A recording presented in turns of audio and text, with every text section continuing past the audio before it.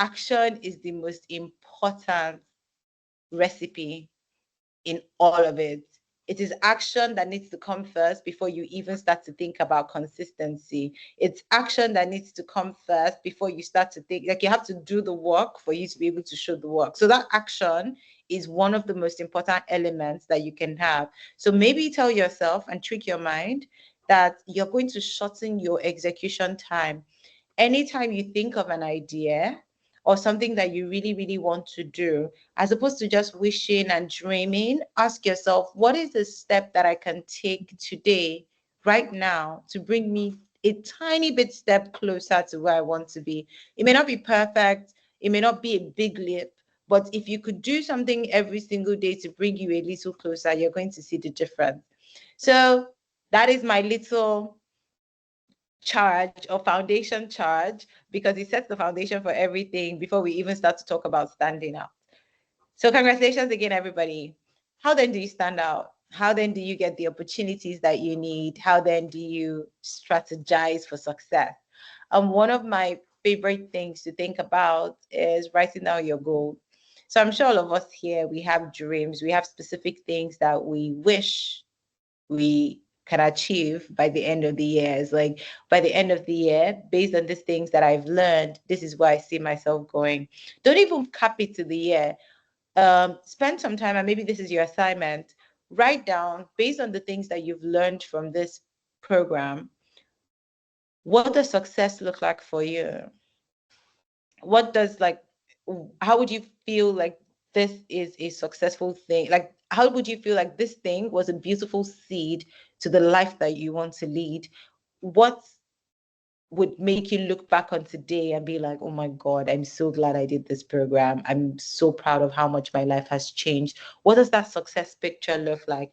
Is it a specific amount to earn? Is it working with a specific company? Is it starting your own business? Is it building a product? Is it just like somebody recognizing you and saying shout out to you on social media? Or is it like, what is that? Write it down. And then when you do, the next thing I want you to do is change that wish into a goal. And how you can do that is to make it measurable, is to make it quantifiable. So go from I want to work for a big tech company to I want to work for Facebook and earn XYZ amount as a this. Like, it is so important to be able to do that. Oh, I want to build a product that would eventually get acquired, or that will get $1 million in investment. I don't want to give you ideas, but like, change whatever dream you've written, make it into a very actionable, specific, measurable goal, something that you can look at and be like, okay, am I close? Am I far? How far am I? All of that. It's so important, because once you give it a number, or you give it like an actionable sound and measurable sound, what happens is your brain starts to think about, or at least my brain, what happens to my brain is that I can take that thing that I've said that I want to do and ask myself, how long is it going to take me to get here? Is this a 5-year thing? Is this a 1-year thing? Great. So if it's a 1-year thing, what does this look like in different months? So if, for example, my goal is I want to earn $24,000 in a year, for example, I'm going to break that down and realize that that means I need to be earning $2,000 in a month. So if I'm earning $2,000 in a month, do I want to earn that as a salary, or do I want to get it as like a freelancer, or do I want to what do I want to do to get the $2,000? And that way, when you are charging your clients, you can now start to say, do I want 100 people to pay me $20? Do I want 200 people to pay me $10? Do I like, you can start to break it down into smaller things and start to see how it's possible for you to action it. Another thing that would help you do, and as you draft and design your strategy, once you've been able to set goals and break it down into tiny little plans, the next thing that is possible is that you can start to look for people who are already living your dream and bring yourself in close proximity within those people. And close proximity might mean following them, being part of communities where they're in. One thing I have found is the more you surround yourself with people who are doing the things that you're doing, that you want to do, or put yourself in the environment where people are already living your dream, it starts to look even more attainable. I've seen people who have said, oh my God, it's not possible for anybody to earn 10K USD in a month. But if you're hanging around people who are already earning, like who are earning probably 50K USD in a month, you start see that you're 10K, you start asking yourself, why did I want 10K? Is 10K too small? Like, do you get, like, your body gets uncomfortable when you're in a room where people are talking about how, oh, $1 million. In fact, let's not even make this about money. For some people, it's about getting their work in specific spaces, getting into specific rooms. If you surround yourself with people who are already doing it, you start to see that it's possible. And one of my favorite life quotes is, the life that you want is possible. Because guess what? Somebody's already living it. So don't talk yourself down. Don't tell yourself it is not possible. Don't tell yourself you don't deserve it. Don't be limited by your environment. Don't be limited by the things people have told you. Don't be limited by where you grew up, what families you were born into. See, you can break out of anything. And I'm not even trying to aspire to perspire you or anything like that, but I've heard the most ridiculous stories, right? I've seen people go from waiters to multimillionaires. I've seen people do the craziest thing. I mean, if you don't believe me, look at Kim Kardashian. Like, I don't care where her family came from, but there was a specific room she could not enter. She just could not be an A-list celebrity that people would take seriously ever. In fact, they looked down on her for the longest time. But now she's in those rooms. Today, she's a lawyer. She has met the president multiple times. She has released people from prison as a lawyer. She has done so many things. She has a reality TV show. She's a billionaire. And so many things like that. The list is endless. But that is somebody people looked into her eyes and said, this is not possible for you. There are more people and more stories like that. There are people who, what I think Victor Osimhen, they said he used to run and hawk things on the streets. I think we used to probably buy gala from this guy, and today he's playing for. Oh well, he just wrapped up Galatasaray, right? That's the pronunciation. But yeah, he just wrapped that up, and he's earning so much money. Somebody could have told him then that you ever see play in your life. But now he's flying all over the world. He's living his best life. So don't let anybody limit you. Always ask yourself, with what I have right now, what path can I chart for myself? And that is really what strategy looks like. Saying these are my goals. This is my plan. This is what I want to do, knowing fully well that that plan can change. But then also not just writing and saying this is my plan, but speaking about that plan and telling people, oh, I'm working on this. This is something I want to do. Is there someone you like? Don't don't suppress your goals and plans. Don't hide it because of village people. I say this to my friend like this. My friend doesn't like to talk about her plans a lot. She believes in doing. But then I tell her that a lot of the things you want to accomplish, you are chasing it on like by yourself. However, if you share this with someone else who has good intentions towards you or who is rooting for you, what happens is you go from just being one person who is chasing this to two people who are chasing it.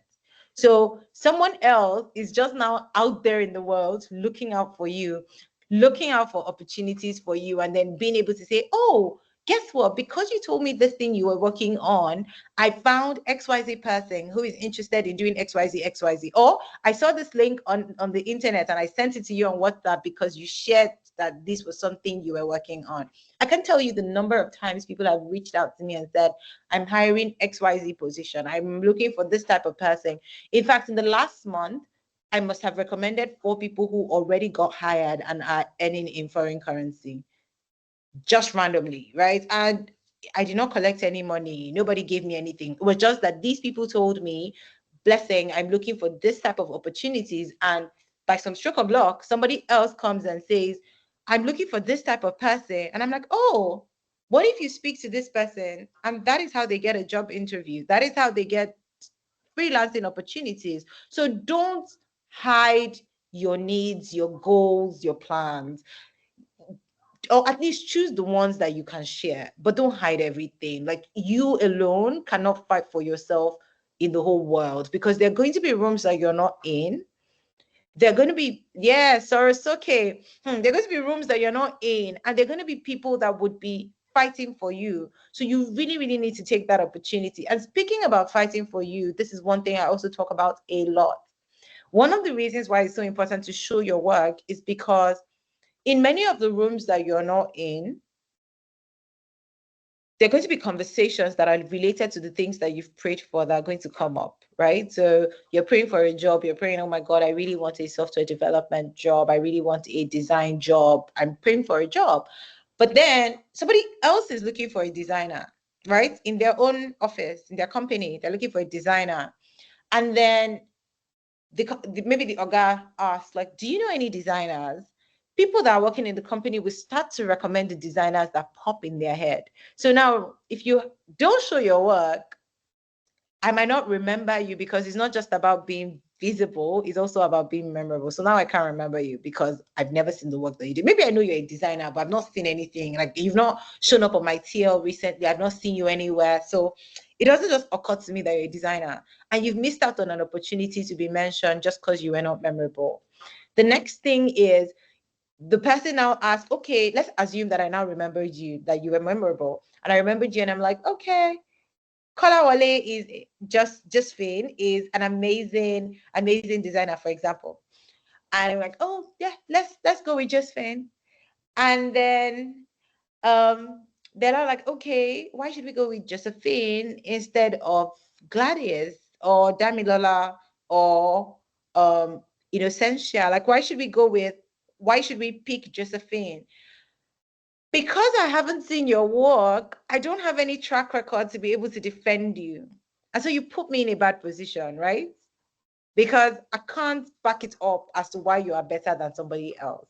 So when you share your work, what you do is that you give me your track record, you arm me with track records so that I can defend you when I am rooting for you. You don't put me in a bad position. If they go and they Google you or they check your Instagram or they check your LinkedIn, they can find, or your Behance or whatever relevant platform it is, they can find the information that they need to find. So try your best to put out your work in the places that matter. I don't think everybody needs to be active on social media. I don't think everybody needs to be visible on social media, but I think everybody needs to be visible where it matters. So pick where it matters for you to be visible and be visible there. If that's a community, if that's LinkedIn, if that is a closed WhatsApp group or with other designers in it, be visible there. One of the last things I would also say is your track record is very important.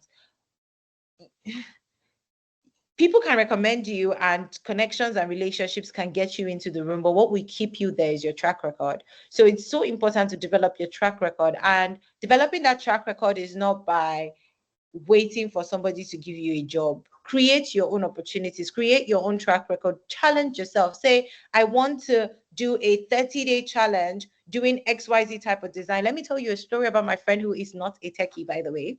He's very old as well. So I'm going to tell you his age when I'm done telling you the story.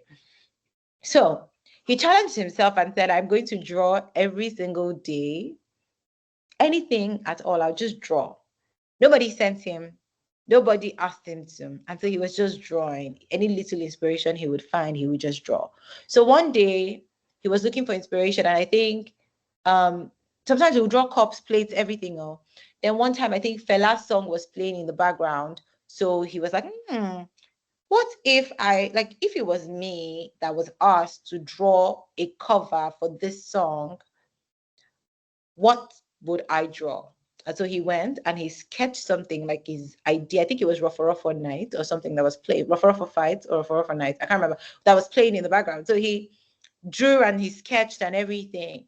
And then one random day, so he became popular as like the compound artist. So whenever people want to give gifts, like I want a portrait of my mother, I want to do portraits for my sister, my friend, it's him they come to and he'll be drawing for them. And they'll pay him small money. So he became popular, and then somebody opened a bar close to the area and called him and said, oh, okay, so in this side of my bar now, this side, I want you to draw as if fighting tiger, hidden dragon, dancing tiger, hidden dragon, something like that. Draw the cover for me. I want to put it here on this side of my bar. So see, he has gone from drawing cup to drawing people, to drawing flyer and poster, right? So he drew it. One man, now see, I want you to see how many stories, like how many random things happened though. One man came, a journalist, he was drinking in that bar and he saw that drawing and he was like, who drew this thing? It's really, really nice. Can you call the person for me? They called the guy because he didn't live too far from the bar. So they called him, he came and he said, I really want you to draw something for my friend. His birthday is coming up. And he was like, okay, what do you need? And he's like, okay, I want you to draw something for Fela. And he said, oh, I already have something that I drew for Fela. Like I already have. And he brought his portfolio and they went through the portfolio of cup, spoon, plates. And then they saw that cover that he did on a random day, unprovoked. Nobody sent him. And they just saw that cover. And he's like, you know what? I'm taking you to Fela today. And he held that painting and took him to Fela, and he became the person who designed the most album covers for Fela. And they now call him King of Covers, and he worked with so many important people after that. I think he's now over 70. But my story, and the reason I told you all of this, because till today, he's still making money from the things he did many years ago. But all of that started when he was what, 20, he's 70, 50 years later, he's still eating from the seeds that he sowed those years. So your track record is important. Don't wait until anybody gives you like a platform. In fact, he didn't stop. Funny enough, he randomly did a poster, like he did an artwork of Davido randomly. He just sat down one day listening to Davido's song, did an artwork of Davido, and Davido contacted him and said, I would like you to do something for my new album that is coming up 5. And he was already ready. He was prepared. It was already there. So that thing they say about preparation meeting opportunity, it is real. Like it is so real. I can't tell you the number of my experiences that I prepared for many years ago, but I didn't even know I was preparing for it. Also, a lot of the things that you do will be stepping stones for your next thing. And you may not have such great experiences now, but like as you walk through it, you would realize looking back that this was one of the best things that ever happened to me. And finally, as you go through this journey as well, one of the things you're also going to learn is you may not know who you want to work for, the type of things you want to do in your future. But the one thing I would leave you with is ensure that you are not idle. Ensure that you are doing something every single day, like taking an action, even when it doesn't make sense. Give yourself work, give yourself projects, give yourself challenges, partner with your friend, have a new take on something, just do it, put it out there and see how the world is going to react, because you just will never know. And I'm not even kidding. You just will never know. When they ask us, what do you want to be? We come up with all these things and we say what we're going to be. But in all of the things that I ever said I was going to be, I never said, oh, I'm going to sell a business. I never said I'm going to train 130,000 people. I never said I was going to become Forbes 30 under 30. I didn't say I was going to be invited to Silicon Valley to an all-expense paid trip to speak to a bunch of people who are just like looking at me and listening to everything that I have to say. And I'm like, okay, that is major, right? But when people ask me, what do you want to be when you grow up? I never said any of those things. So my point is, you don't know, no matter how many things you say you want to be, you really don't even know what it's going to specifically look like. However, every single thing you do every single day will bring you closer to that thing. Develop the habits of doing good things, of doing excellent work, even when no one is watching. So just like develop the habits, build into your routine and say, 30 minutes every day, I'm going to do something to improve on my skill. The habit is even more important than don't perform, don't wait till you have a job or whatever. Just have the habit of doing things, have the habit of showing up, build it into your routine, and you're going to see the difference between you today and who you're going to be in 10 years time is going to be determined by how you spend your days and the quality of your habits as well. So make sure that the 10 years version of you would be super proud of you because you didn't give up on yourself. I'm rooting for you, and I hope that this helps you as you launch to the next phase of your life. Thank you very much. It was so great talking to you. And guess what? I didn't yawn. Not Wow. once. Okay. Not once did I yawn. Oh my God, I'm so proud of myself. Great, great. And yeah, you don't look That tired. was really great. Thank you. Thank you so much. That was really great. Well done, Blessing. In fact, it was really a masterclass. I think somebody said so. Rosalind, honestly, in fact, I really, really jotted a lot. Please permit me to read out some of the things that I wrote. You know, the moment you mentioned that don't stop your dream because of your village people, I could see that everybody literally laughed. I mean, put your work in the place that matters. That is very, very important. The life that you want is possible. That's deep. So that means my dream is valid. Action Yep. it, utilize everything that you've learned. And I know that I could see a lot of other highlights in the chat box. I can't even start to read them, but let me just read few of them just to know that all of them are really, they're all listening to you. Surround yourself with those who are already achieving the things that you desire. Put yourself in their environment. I can see it's not enough to write your goals, speak about them, and don't suppress yourself. Village people. When you share your goals with others, you have more people looking out for you and sourcing opportunity for your growth. That is, in fact, I have a lot of them in the chat box. Thank you so much, Blessing.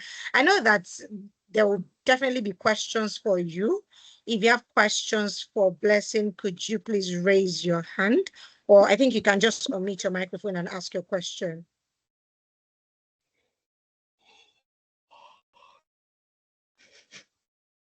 Questions? Do we have questions? We should have lots of questions with the master class that she just okay, I can see Comforts and Raise. Please go ahead, Comforts. Okay, so good evening, everybody. Good evening, Manny, Miss Aben, and Miss Shukra, my favorite building. So yes, I'm Comfort, by the way, and I'm an advocate. I'm a techie, partially. Let's say partially, but I'm a techie too. No, no, So this is what. no, no, no, no, no. I don't take questions from partial techies. So you have to do that introduction. Yeah, that's like you have to be like a techie. If you're not a techie, it can't work. So Okay, so my name is Comfort. I'm a front-end developer. I'm a thank graphic you. designer too. I'm A a graphic. techie. What's I'm a partial about graphic that, designer please? too. Okay, so I'm a graphic designer I too. can So one of the things that really made me go into tech was because I wanted to develop a solution around climate, around health. I just wanted to solve all the solution, all the problems in the world. But yes, I'm going towards that. I'm heading towards that. So I'm also an advocate. So aside my tech journey, I do things around advocates, raise awareness. So I've always been seeing your post on Instagram because you are one of my role models. I mean, I see Miss Blessing going to countries, public speaking, and I'm like, wow, Miss Shukra too. I see your work, so I feel like one day I'll be there too. So yes, I've started my journey. But one of the questions I want to ask is that you were talking about like you not talking about you going to Silicon Valley, going to places that you are going to now. So I just wanted to ask that what was your goal then? What was your dream? Is it that you said you wanted to become something and you later became what you want to become? Because I particularly already stated what I want to become, but it's just so like I don't know. Because the way you said you didn't state it particularly, but you just find yourself doing it. So how do you manage? How do you come up with the whole thing? And I think I can totally answer that. So for context, I was going to be a medical doctor since I was a baby. Like I was always like, I used to say that I tell people, don't call me Blessing, call me Dr. Blessing. So everybody was very on board. I had a little lab coat since I was young. I had a lab coat, I had the stethoscope, I had everything. I was working so hard to be a doctor. I did a pre-medical course for my undergrad. So I was ready to be a doctor, but it wasn't about being a doctor. It was that I really wanted to save lives. And that was what was most important to me, because I just kept thinking, oh my God, someone had saved my dad's life in a weird situation. And I'm like, I want to be able to do that for people. And when I was out there saying I wanted to be a doctor, I wasn't thinking, oh, I would be telling you, oh, you have malaria. Oh, that was not the type of doctor I was thinking about. I was saying I wanted to be a neurosurgeon because we don't have enough neurosurgeons in Nigeria. And I wanted to change that. So, but I think at the time there were only 6. I don't even think there were up to 6, but there were very few. So I just really wanted to be a neurosurgeon.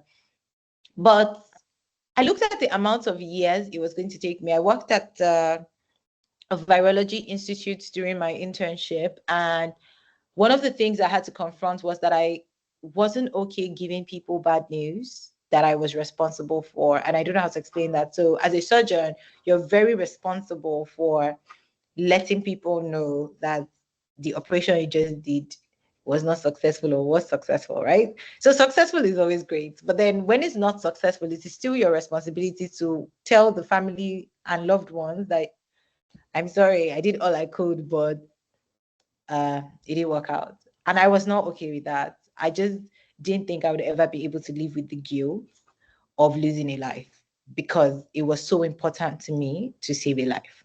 And so that started to just make me uncomfortable. And so I started to dig deeper and ask myself, are there other ways to save lives? And it occurred to me that people who are doing business are saving lives because they're providing a means of livelihood for the people that they employ. But beyond that, people, every single one of us who is doing something legal is contributing to each other's well-being. So if, for example, a farmer was not farming to ensure that foods are provided and all of that, a doctor would not even be strong enough to be doing whatever doctoring they're doctoring, right? If a cleaner wasn't cleaning up the place for the surgeon will not be able to focus on their work. And I know I'm making very simple examples, but if nobody was making the clothes, what would the surgeon wear? Like every single one of us, no matter how little we think our contribution is, as long as you're doing something legal, you're adding value to the value chain. And so I started to say, how can I be a catalyst for that value chain? Like, how can I help people who are already doing really amazing things be more visible to the people who need them? And I started to dig. That's how I started to write business plans. And then I went into the world of branding and communications, really helping a lot of African entrepreneurs sort of shine and all of that. So to me, in my mind, I'm still saving lives because the work that I'm doing is helping customers find the solutions to what they really need. So imagine that you have a headache and you can't find Panadol, or imagine, like, to me, that is a pain. So I would rather help the people who don't know how to do it, right? Just get that visibility that they need to reach the audience, that like, let them find each other.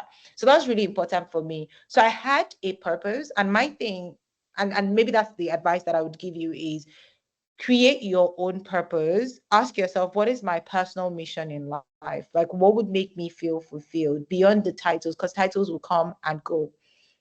Skills will come irrelevant, or they will morph. They won't become irrelevant, but they will evolve. So beyond defining yourself based on your skill, what is it that you stand for? What is it that you care about? One of the things my biggest mantra on earth rather is that I want to leave the world better than I met it rather. And I want to do that by being a catalyst. So I would donate my time and speak to young people like you, because I feel like even if I can't work directly with you, you can take some of the things that I'm saying, the ideas that I'm sharing, to go do something better. I would walk into an airport, like the toilet of an airport, and if I see tissue paper on the floor, I would not just close my eyes and walk away. I think I've written an article about this before. I would clean it up because I don't want the next person coming after me to have the nasty experience I just had. So that's my thing. Like, it's not your thing. You don't have to do it, but that's my thing. But what is your thing? What is the thing that you care about? What's the thing you want to change? And I think that that's more powerful than any title, anything else that you would ever say, like, I want to do this or I want to become this, because that thing will push you to become everything else that you really, really want. And the other thing that I was saying around that was, yes, I want to be a software developer. Yes, I want to be all these things. But if I'm not getting the jobs to be a front end developer, I'm not going to give up on myself. I'm going to say, okay, this is the thing that I say I care about. How can I express that thing? What can I do today to bring me a little closer to that thing? Do you get what I mean? And that changes your perspective forever. Yes, you want to speak on global stages, but it starts from speaking on local stages. It starts from speaking and raising up your hand in the conferences that you attend and asking intelligent questions. One of the final advice I would give on this topic is put yourself also in very uncomfortable positions that will make you grow. So ask yourself, like, if you feel like, oh, I'm a very shy person, being shy is not going to take you very far because you're going to suppress a lot of value and things that you have to give. Being shy doesn't mean that not being shy doesn't mean that you have to be loud. It doesn't mean that you have to be an extrovert. It just means that you need to be able to express yourself without fear when the time arises. So can you confidently raise up your hand and express yourself and share your thoughts and challenge thoughts that you don't agree with? Are these little things that you can do? Can you talk about your work without shriveling in fear? Those are very important skills. So start to train yourself and say, okay, I want to talk more about my work. I want to help this, like, be clear about your purpose and the thing that you want to achieve or what you want to do for the world, and express that as well as you can. Put yourself in uncomfortable positions to make those things happen. Not uncomfortable positions that are bad, though, like uncomfortable positions that help you grow. Thank you. I hope that answers your question, Comfort. Thank you so much, Absolutely, ma'am. absolutely. Yeah, I believe so. Wow, thank you so much, Blessing. That alone was a masterclass in itself. Thank you very much. And I can see a number of hands raised again. This is H4RUK7. Could you please rename your device so I can know who is raising the hand? So, Rosaline, yes, you can ask your Oh my God, I'm seeing lots of hands raised now. Wow. Sure, Rosaline, please ask your I'll question. brave up and take all the questions. Let's do it. All right, definitely. I trust that you do. Rosaline, please go ahead. Yeah, thank you so much. Good evening, Dr. Blessing, and I hope you're Hey, having a no, wonderful no, weekend. no, no, no, no, no. Good evening, Blessing. The doctor didn't work out, so let's be clear. All right, I'm Rosalind by name, and I'm a growth and marketing strategist. So my question related to what you share with us this evening is, when you said we should showcase what we are doing, let the world knows what we are doing. So my question is, how do we find balance in building with substance and building without substance?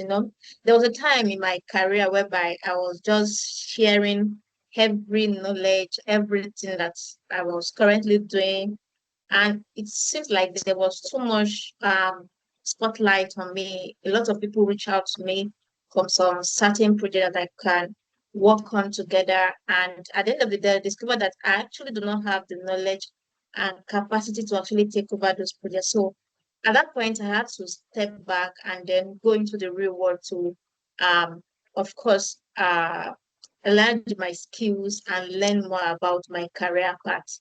And later on, it's become so, I don't know, maybe that kind of experience actually had impact on me that I do not want to share too much. I just want to share bit by bit. So in terms of sharing what we do and sharing with substance and not just making noise online, how do we find a balance with it? So that's my question, ma'am. I Thank love you. that question, Rosaline. I absolutely love that question. And you know what? I don't know if you noticed, but you shared growth in that question. You shared that you were sharing, and then people reached out to you with specific projects, and then you caught yourself and realized that this is a gap. There is something I've been saying a lot, and I feel like I should say it now. There are things we don't know that we don't know. There are things you don't know. Like I don't really know this one. But the things you don't know that you don't know. And until you put yourself in specific positions or in specific environments, you're never going to find out. So by sharing, what you did was you exposed yourself to bigger than your world, which is great. And then you got projects that helped you realize, oh my God, there are things that I don't know that I don't know. And you went ahead and you developed the skills. Now, what you're supposed to do is continue the loop. You're not, the more you share, how do I explain this? So, depending on the level that you are in your career, they're going to be, the quality of the things that you share will look different, right? But the only reason that you start to sieve, the more you go, the deeper you get. And the only reason you start to sieve is because you are now learning the things you don't like, the things you don't stand for. You're shedding. Does that make sense? You're shedding. It's like when you're an intern, you try different things in different departments, but the more you walk around the different departments, because you've tried it, you can say, oh, I like this department, but I don't like this department. I like this thing. So because you're doing, because you don't know what to do, right? So now you're doing everything to figure it out. You are now learning, even if you don't know what you want to do, you are knowing what you don't want to do. Same thing for sharing. The more you share, the more you start to see, okay, I don't really like this side of sharing. I don't want to share like this. I don't want to share this thing. But don't share because you feel like, oh, I don't want to attract projects. In fact, you might miss out on so many learning opportunities.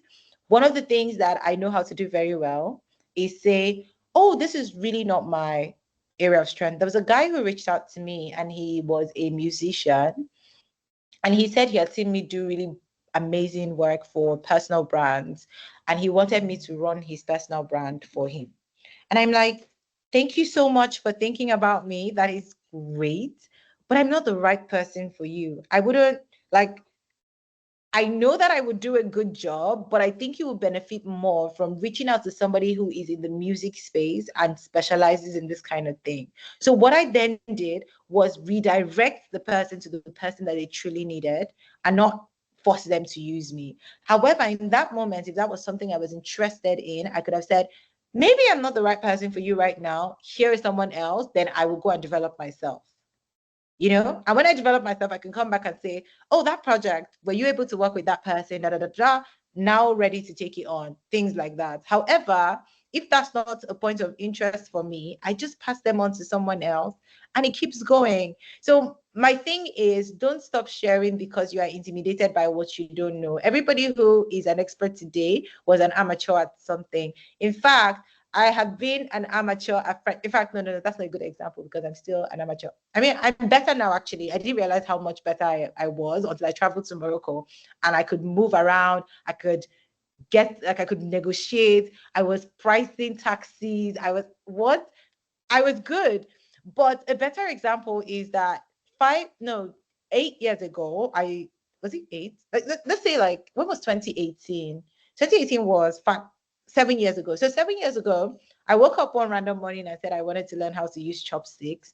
And I probably still have the Insta story highlighted on my page, and I tried to use the chopstick. It wasn't chopsticking. I mean, I tried to pick up rice. I don't know who sent me, man. I tried to pick up rice. I laughed at myself in that video.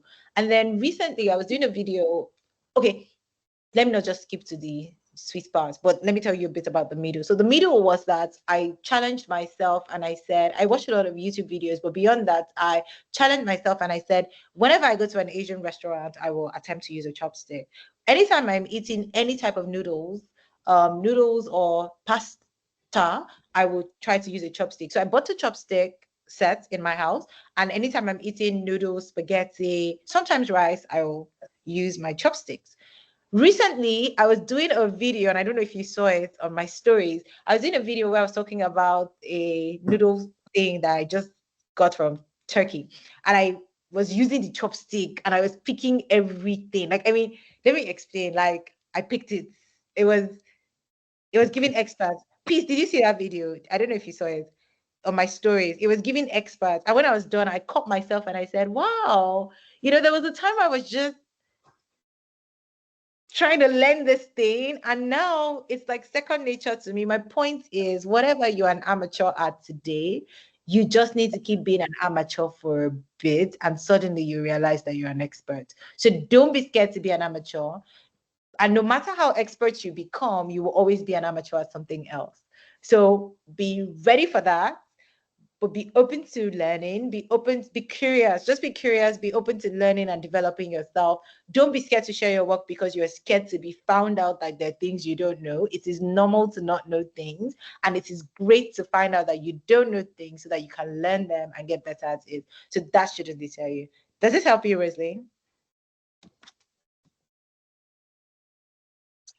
Rosalie, if you're Yes, speaking, it does. Thank you so much for the brilliant response. you're welcome. Peace is next.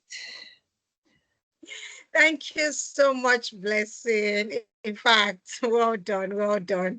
We are glad that you're enjoying the conversation, and the fact that the students are really engaging and asking questions means that you said something that is really, really impactful to them. Thank you very much. I still have about 4 hands raised, right? And I'm going to take them one after the other. So Peace, as it's showing from my screen, I can see Peace. Peace, please go ahead. So if you've asked your question, you can lower your hand so that we can see people who still have questions. So Peace, you can go ahead. All right. Okay. My name is Shukra. I'm so excited to see all of you. And this master class, I always learn whenever any of you speak, like you impact a lot. So my question is a bit long now. Like it's not focused on tech per se. I have this was Yoruba call it, like handwork that I do called crochet. I'm sure many people are yes.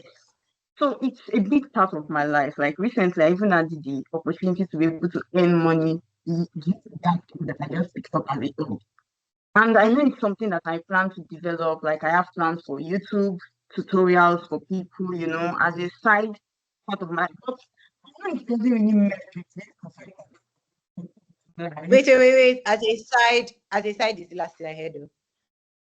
I have plans for it as a side. I have plans for it like as a side. Giving, kind of like Okay. I plan to start creating tutorials on YouTube, like showing the clothes I'm making and stuff like that. I just don't know how to because when people ask me what do you do, and I say I'm a Wait, I've come back home. When people ask you what do, you say I'm a data analyst. Okay. Yeah, because Oof. No, you have to come back. So when people ask you what do, you say you're a data analyst, and then I'm a crocheter. Oh, okay. But So what I feel like it sounds unserious because I think it just doesn't give that professional vibe that everybody is. do you And I don't know know how to do it. do you know Michelle, the designer babe? Do you know her? No. Do you know the designer babe? So here's what I'm going to use her as an example so that it helps you. Designer babe likes to cook. She calls herself Rich Mitch. She likes to cook. So, but she's a designer. But she's a designer that likes food. Peace. Are you somebody's daughter? Yes. But you're still a data analyst, Abby. So you're a data analyst who is somebody's daughter. Exactly. Okay. And it's not weird. No, it's not. Are you sure? No, it's not. Do you have a favorite food? I do. Do you have hobbies? What's an example of a hobby that you have outside of crochet? I'm into music. I'm not professionally trained, but I plan to have that later. Okay, so you're into music. So you're a data analyst who is into music. Is it weird? No. It's not weird. Are you sure? No, it's not. So Rihanna is a what? A musician who runs a business. Is it weird? No, it's not. My point is that the people who are the most successful people in the world don't have one business. And that's something you should remember. that Mark Zuckerberg, yes, he is Meta. He's the founder of Meta. He has bought Instagram. He's running one thing. There are many things he's doing. Many. He still had time to go and sing with what was it, Sean Kingston, Abihu. He did a song with the person for his wife. So I'm just saying that it's not weird for you to be a data analyst who loves to crochet. And that could be your thing. You are a data analyst who loves to crochet. And you don't have to call yourself a crocheter, like you said, but it could just be that you're a data analyst who loves to crochet. And sometimes one of the cool things about things like that is every human being doesn't only want to hear about your work alone sometimes. And you don't have to be the person who shares only about their work. You could show us the multi dimensions to you. You could share, you could have one YouTube channel that shows us you as a data analyst and you as someone who crochets. And sometimes you could be talking about data analysis while crocheting for us to see you, and nobody's going to judge you. Like nobody's going to be, it's not going to look weird. Have you seen those people who talk about something entirely different and they're doing makeup? The thing they're talking about has nothing to do with the makeup, but when they're done, you're like, oh my God, this person can do fantastic makeup. Have you seen that before? Or somebody who is really fashionable, but like a software developer, and you're like, what? I don't expect that. Yeah, exactly. This happens all the time. I think you're overthinking it. I think you're looking for an excuse. I don't want to hear that you're thinking about starting a YouTube channel because thinking is like anybody can think. You're not the only one. There are probably like 1 million people thinking about starting a YouTube channel. The only difference is that some people now have 100 subscribers because they actually started the YouTube channel. Some even have 1 million because they've continued to start and start and start as many times as they need to for 5 years. So what are you going to do about it? That's the question I have. And thank you. And plot twist, you could be someone who crochets numbers on their crochet thing just to show people that you are like a data analyst who is not playing. Like you could do graphs. You could have a whole graph line on your thing. In fact, that could be your logo. So people know that you're a serious babe. Like I don't play. That's everything. I mean, there are ideas here. They're like unique, amazing things you can do. Please. I want to see the link to the first episode you post by next week. Thank you. And share it with everybody on the call in your community so that they can like, now that they're here, they can like and subscribe without you begging too much. So much. I'm really grateful. Okay, Joshua, over All to right. you. Thank you so much. Yeah, Joshua, so you can go ahead. You're muted. Can't hear you. On the speaker. Hello, good evening. Can you hear me? Now I can hear Okay. you. Hi. Yes, we can hear you Okay, now. thank you. My name is Il from Joshua. I'm an ethical hacker and OSINT investigator. I just won one of my last cases of recent. So my question is, like, I've been in the business world and currently I'm into ethical hacking. Currently, which is a kind of passion for me because I love doing it. This is something I come up every day to do. Right. So, like you said, I was really inspired by what you said about showing up every day. Literally, ethical hacking can be frustrating, but showing up every day is something I always do. And anytime I show up, I do get better and better and better. Yeah, currently. So my question is, how do I balance business? Because I literally started an academy to teach ethical hacking to students, which previously I've taught over 100 students practically. So how do I balance my, because sometimes it can be very ethical, especially when you're doing OSINT and investigation. Like the criminals I just caught of recent with they happened to actually commit a crime. They stole one of my clients 1.5 million and it was literally recovered later on. 1 million was actually recovered. So how do I balance business and ethical hacking life literally? I think it's well done first. You're doing good for the world. We appreciate you. I only have two solutions to that. One of the first ones will be, don't build a business that you become a slave to. And a lot of us make the mistake of building businesses that are very dependent on us. And when we die, the business dies with us.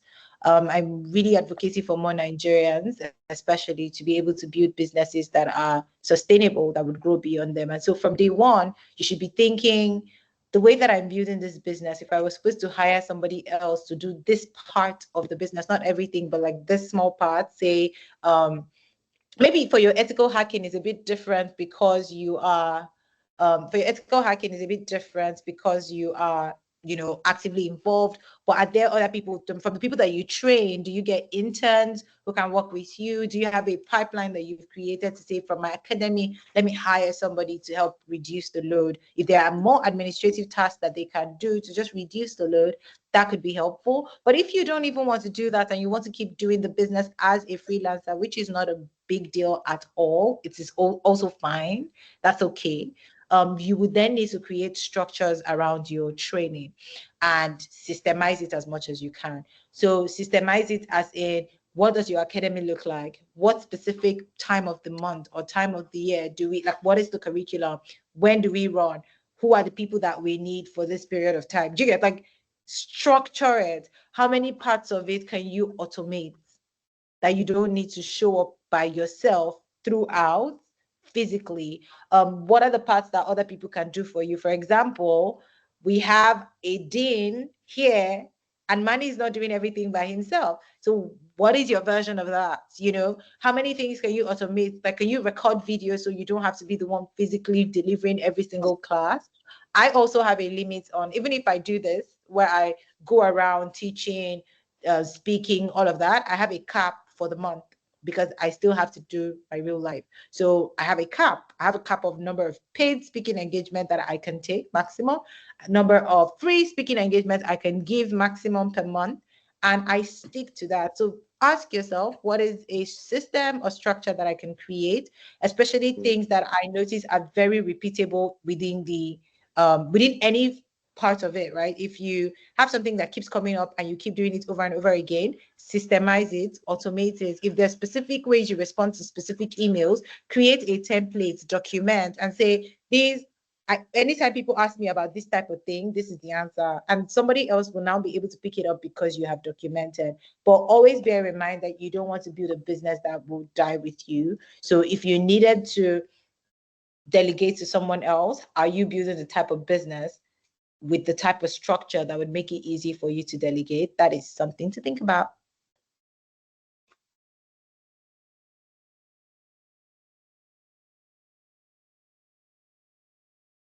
I see Ayomide and then Yemisi, and we should be done. Yeah, okay. Ayomide, over to you. Okay, yes. Good evening, Ma. I love what you're doing. I've seen your work on Instagram, on LinkedIn. Thank you so much for this tonight's masterclass. I really appreciate it. I only have one question, and the question is very short. What was your advice on collaboration? Ooh, that is a very simple question, actually. I am a big fan of collaboration. This particular call that I am doing is a masterclass on collaboration because Manny said, Blessing, come speak to my people. And guess what? I'm here, I'm speaking to his people, and I'm excited about it because our values align. I like Manny as a person, so it was really easy to say yes. So one of the core things I always remind myself when I'm thinking about collaboration is that I don't collaborate with people who are popular. I don't collaborate with people who are in vogue just because, like, and I'm not saying I don't collaborate with people who are popular. I'm saying I don't collaborate with people who are popular just because they are popular. I collaborate with people who our values align. So collaboration is definitely a must. However, collaborate with people who have shared values, shared goals, shared mission, shared something, shared audience with you. Ensure that there's something shared.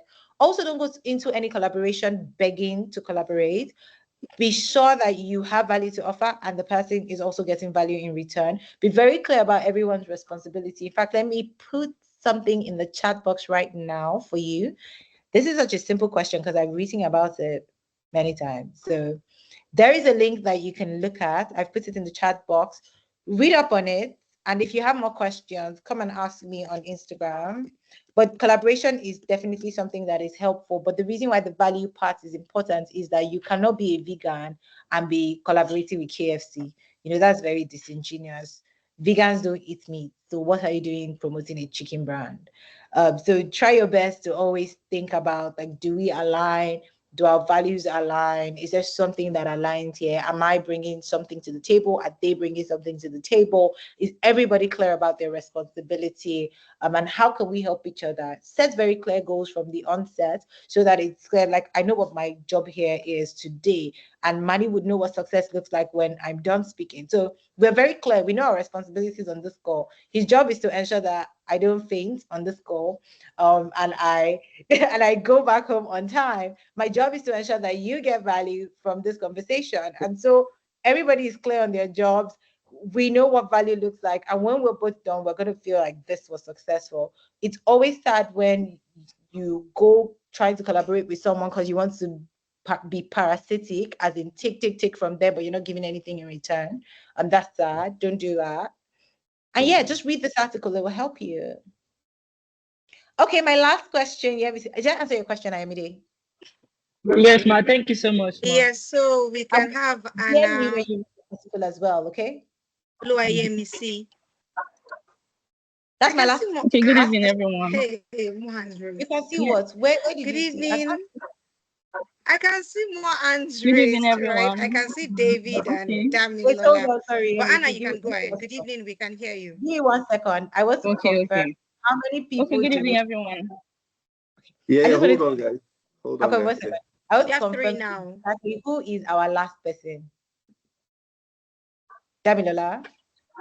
Damilola. After Damilola, we're not taking anymore. Anybody who wants to ask me more questions, come to my Instagram and DM me, okay? I will answer you with voice notes. But 3 last questions. Let's go. Okay, good evening, everyone. Thank you so much, Blessing. So, good evening, Anna. Blessing. Thank you so much. Yeah, thank you so much for this beautiful session. So my question is, what habits or practice can one cultivate in order to remain consistent in sharing your work outside? Because me as a designer, personally, I've shared my works. Like there was a time where I decided I was going to share 10 designs, both fictional and non-fictional designs, to Twitter and post them consistently. But when I noticed that I wasn't getting the right traction, sorry. Yeah, so when I noticed I wasn't getting the right traction and feedback, it's demotivated me, so I had to stop. So I felt I was not doing something right. So my question is what habits or practice can one cultivate in order to remain consistent despite the negative feedback or traction you might be getting? So that's my question. Brilliant question, by the way. First things first, one of my favorite habits would be focus on the things you can control. If you got 100 likes and that was all you got, what's that? What does that do for you? What do you use the likes for? Versus if you got 2 likes and one of those 2 people actually went and talked so much about you to their mother, but you have no idea that happened, and their mother ended up calling you to do something for them to design, which was more profitable for you? Obviously, the second one. Things like likes, comments, they're oftentimes vanity metrics. Some people will see your work, but not necessarily like it or share it or comment. There was one post I did on LinkedIn. I probably got 100 likes, which is low for me, by the way, because I have a lot of followers. So I got 100 likes, but every single person I spoke to that week mentioned something about that post. It's like, oh, Blessing, I saw that you did da da da da da. Blessing, I saw that you did, but they didn't like. I mean, I spoke to them on the phone. I'm the one that spoke to them, and I know their names.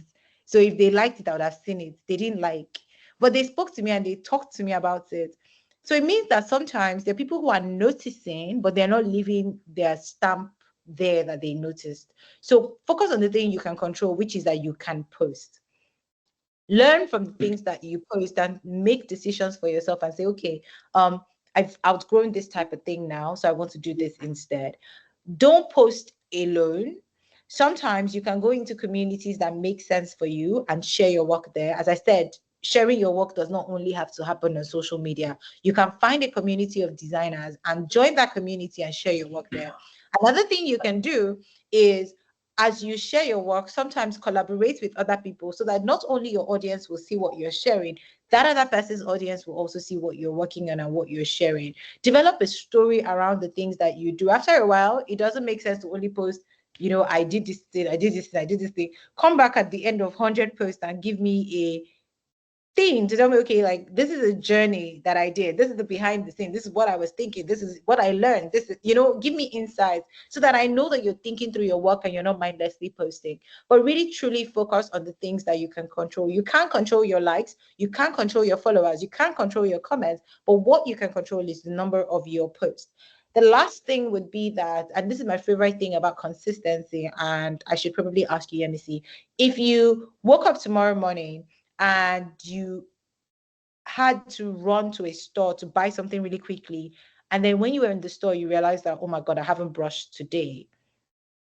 What's going to happen? Will you come back and be like, I'm never going to brush my teeth again for the rest of my life? Let me see.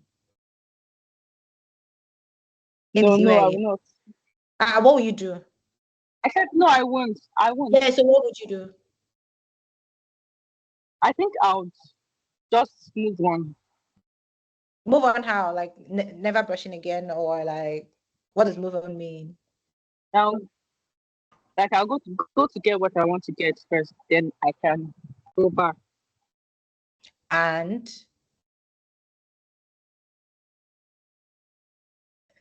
sorry if I didn't get the question well. So when you go and get what you want to get, what then happens to your teeth? You never brush in your life again? No, I'll still brush, but I'll focus on what is in front of me first. And come back and brush, right? Like, that's what you do. You're not going to be like, I'm never brushing my teeth in my teeth again. Exactly. And that's the reason why you have consistently brushed your teeth every single day of your life to your adult level now, is that every time you've probably missed a day, you didn't give up on yourself. You didn't beat yourself up and cry. You didn't say, I'm going to remove my teeth. I'm going to the dentist. I'm removing every single teeth I have. I never want to have teeth again because I missed one day of brushing. What you ended up doing instead was like brushing harder or brushing twice a day to make up for the day that you missed. Like, you did something extra just to make up for the day that you missed. You chewed chewing gum and brushed the next morning. Like, you don't give up on brushing your teeth because you missed a day. And that's the same energy you should apply to consistency. If you missed a day, or you're unable to do something, or you're not getting the results that you're looking for, you shouldn't give up on yourself. Instead, maybe try a different approach, but don't say, I'm never going to do it again because it didn't work out for me or because I didn't get the reaction I was expecting. So that is really the true consistency hack, is that when you miss a day, don't give up on yourself. Pick yourself up and continue from where you stopped. Around habits, different habits would revolve around different goals. So your goals are what is most important. Define the goals that are most important for you and work on it that way. If one strategy is not working, if one platform is not working, try a different platform. For the life of me, if you're a designer, I don't think that Twitter is where you should be spending the most of your time, because Twitter is not necessarily a picture forward platform as much as probably an Instagram or even a LinkedIn, depending on how you share. Even a YouTube might be better for you. So try a different platform, try a different community, try a different audience, and don't give up on yourself. Damilola, over to you. Hello, good evening. Good evening, person. I think. Good evening, Mr. Manny, the dean, and everybody. Thank you so much for this session. I learned a lot from your story you shared, and also from the questions you've answered. My first question was about consistency. So my second question is about time management. I'm a student in school. So my question is, how do I manage my time as someone that is into tech, and at the same time I have schoolwork, especially when I have classes every day, and when I also have dreams, that I have goals, I have things I want to achieve. How do I manage time, and how do I still do these things I want to do when I'm still young and not fear that I might run out of time someday? That's my question. Thank you for that brilliant question, because I've been looking for an opportunity to say this. Do you know, by the way, I was expecting that when we were doing greeting, you'd be like, all protocols duly observed, because of how you were greeting everyone. It was so cute. But yeah, I was waiting for someone to ask me the time question. So on time management, you're never gonna, like, the higher you go and the more successful you get, the more it's going to feel like you have less time. If I'm being honest with you, I don't think that it's going to get better. I think that being a student, you're going to look back and be like, oh my God, as a student, I had so much time. I can't believe it. It would be so surprising, but that is the truth.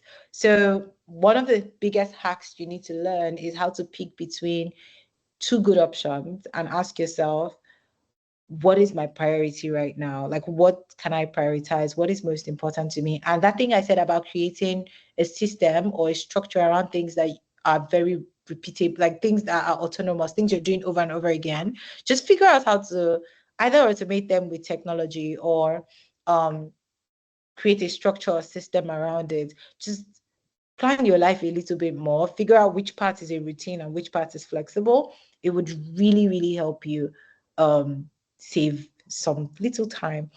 Also, figure out the parts that you can delegate. Learn to say no more. Figure out the things you need to say no to, because not everything is as important as you think it is. I love that you said that you want to do things now that you're young. You also sound to me as though you know when you're going to die. Damilola, when are you dying? Maybe there's something you know that I I'm not don't dying. know. How do you like when do you know the dates that you're dying? No, I don't know the date I'm going to die. But you know you're going to definitely die, right? I'm sorry, this is so dark, but bear with me. But you know you're going to definitely die, right? Yes, But you I'm just saying. don't know when, Yeah. right? So it means that, God forbid, for all you know, it could be tomorrow. God Just forbid, it could also be end of the year. Like, God forbid, right? And I'm saying these things because truly, including me, none of us actually know when we're going to die. So why do we keep living life like we have unlimited time? Like we plan, we are like, oh, when I get to 80, when I'm 70, what if you don't get to 70?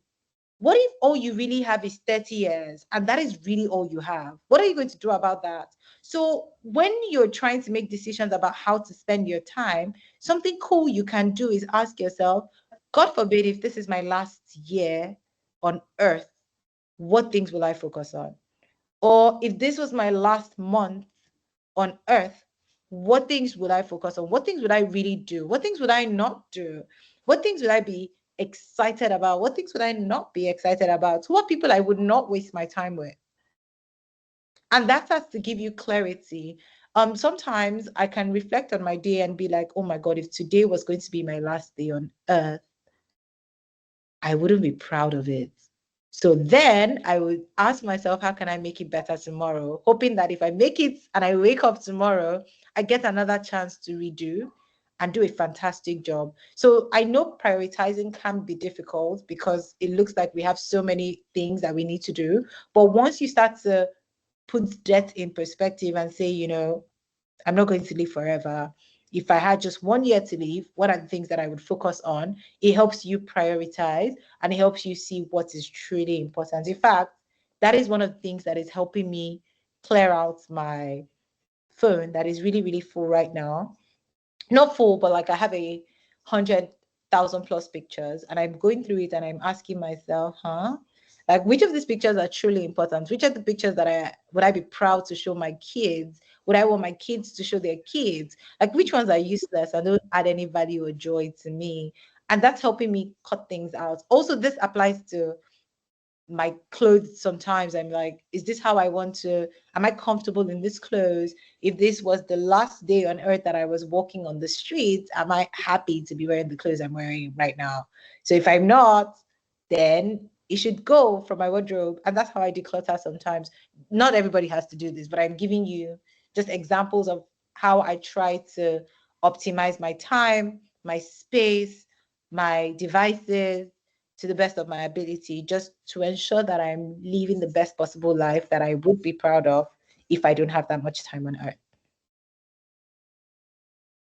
Yep, that's it. Oh, Thank wow. you.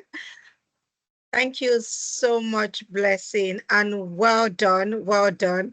At least when you are here, would have offered you water, drink, food. I mean, that was a long one. That was a long one. Thank you so much. We've learned a lot, and I know that they've also learned a lot. I can see P saying it was profound. I can also see David saying that this is massive. This is intriguing. Thank you very much. And it is very important to state that all of our students, we have them around Nigeria. We have some in Lagos, we have some in Abuja, some in Anambra, even some outside the country. I know Innocenta, she's in Malta at the moment. And then Cynthia is currently in the UK. So we have them all around using their device to do amazing things. We have some some undergraduates, some postgraduates. Joshua is not even an undergraduate yet. So we have them all around, and it's such an honor to have you speak to them on their graduation.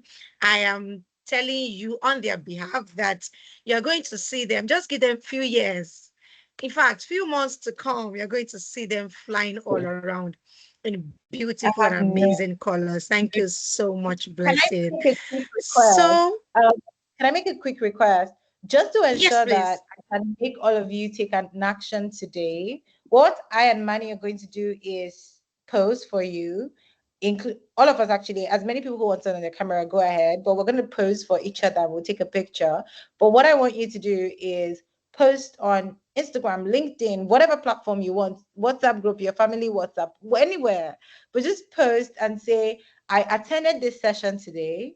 Tag the brand, tag Manny, tag me, and tell me one thing you learned and one action you're going to take. Is that a fair thing? This is an example of taking action. Is that something you're happy to do? Yeah. Okay. So I'm posing now, like just for 2 seconds. Absolutely. I believe so. Absolutely. Absolutely. They will, right? You can unmute your microphone, guys.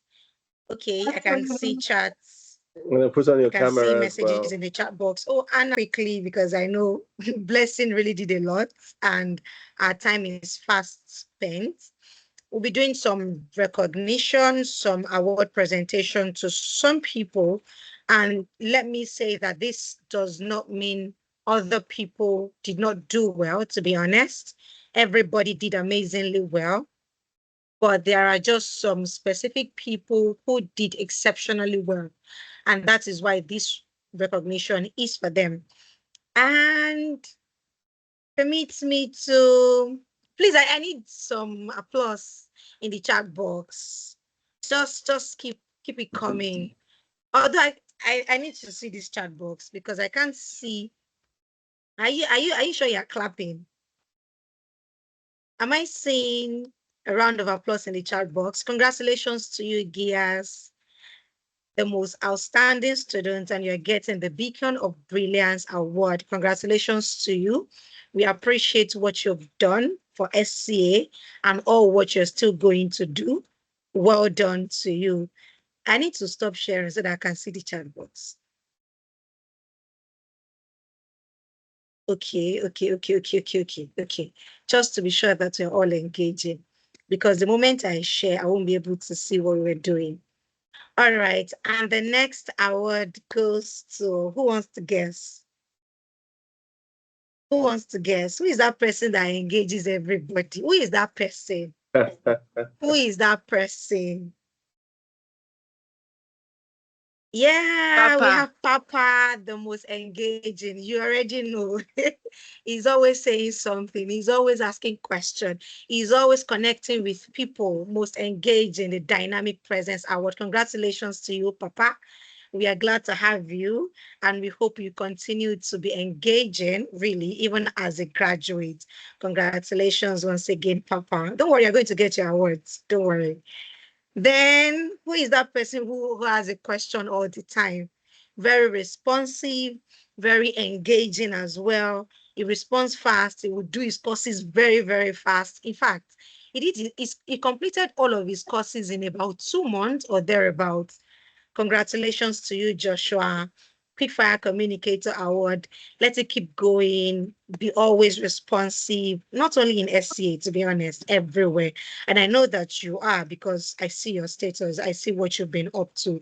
Well done to you. And finally, we'll be doing, an award of excellence. This is a special award. The person is not a student and is not a graduate. He has been a graduate for the past few months. And I think he's even one of those people, the first set of persons, who got a laptop. And that is Daniel. Daniel, congratulations to you, Daniel. An award of excellence. You've been exemplary, to be honest. You've been the project manager of our app. You've been the one bringing it to life, the direction, everything that you've been doing.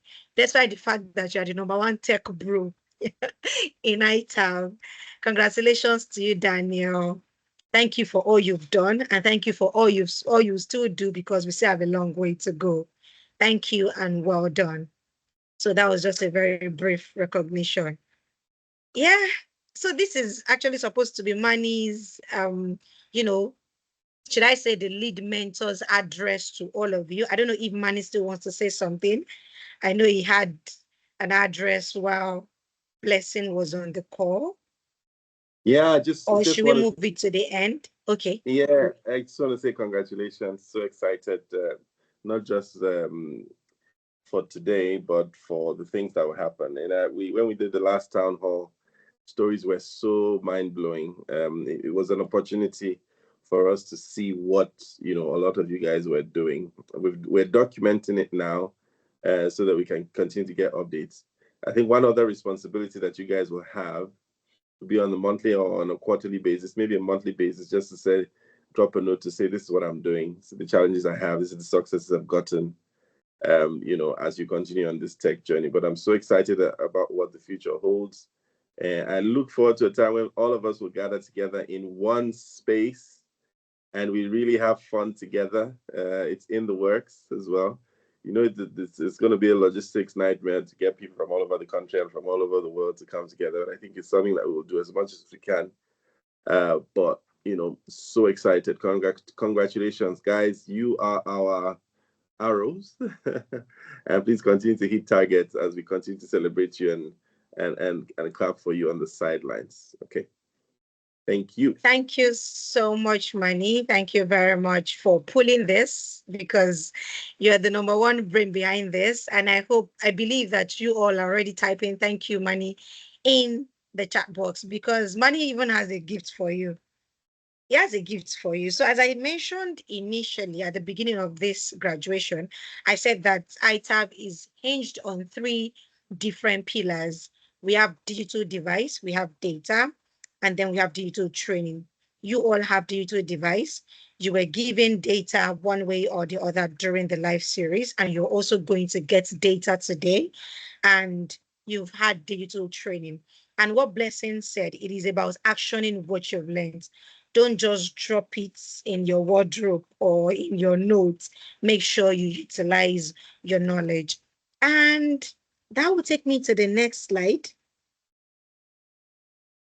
which is the gifts. That picture is data, is internet access. So everybody, including all the graduates, the 13 of them, and including Daniel Osaze Peter, so that makes 14. All of you will be having access to 1 month data.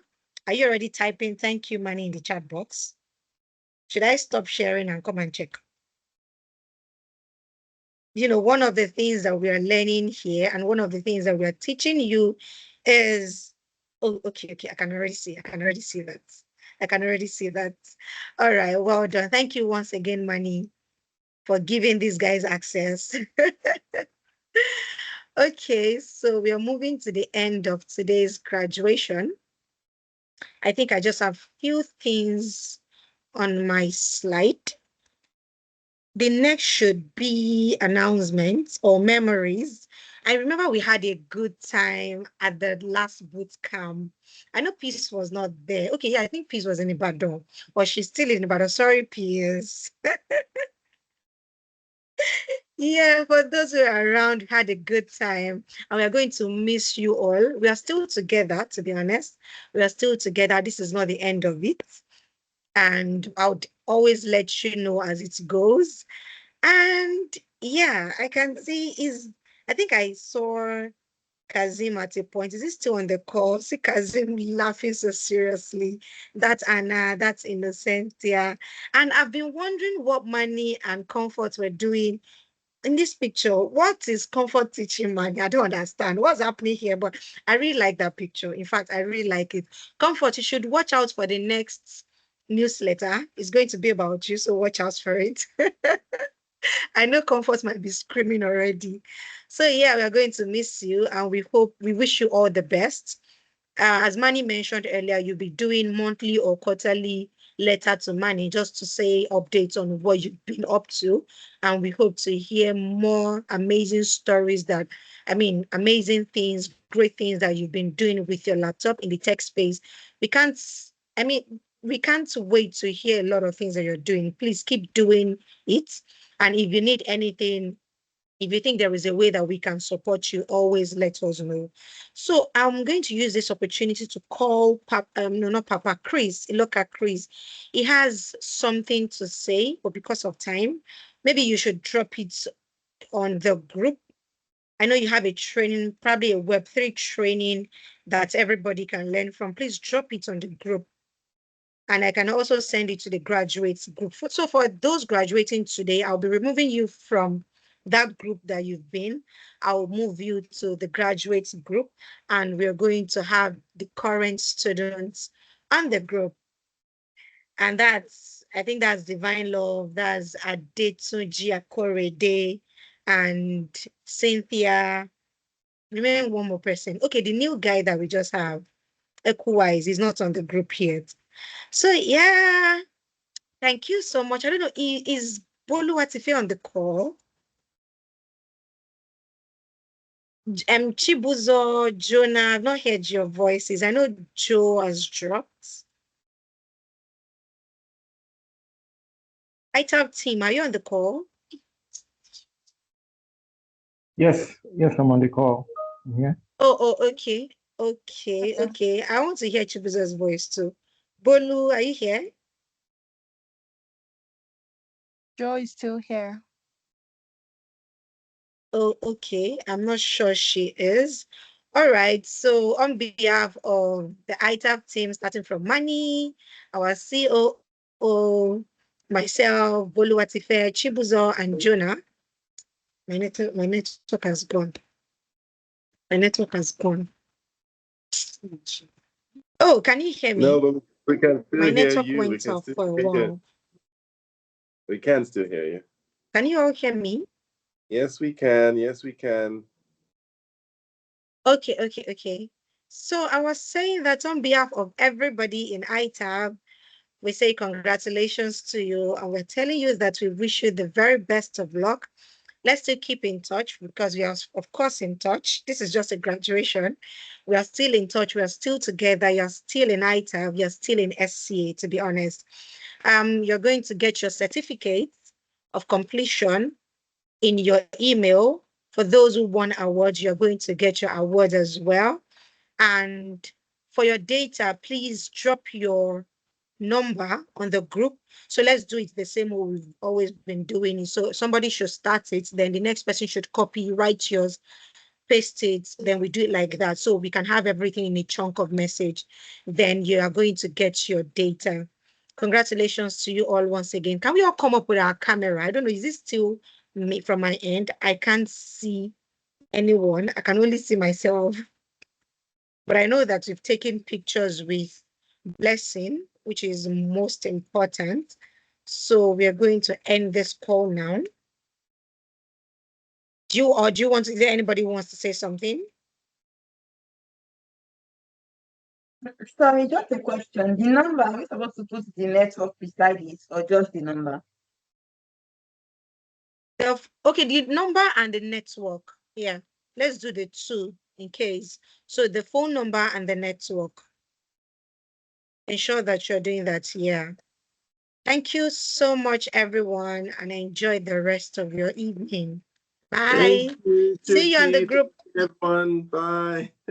Thank you, so boss. much. Bye. Thank you. You're welcome. That's Bye, everyone. comforting. Thank you. Do have a Bye, wonderful night's everyone. Oh, rest. you're hoping to see Kahoot. Thank you, Sorry, everyone. Thank David. Is that you. David? David, unfortunately, there's no Kahoot today. We already had a long time. You know, we had Blessing.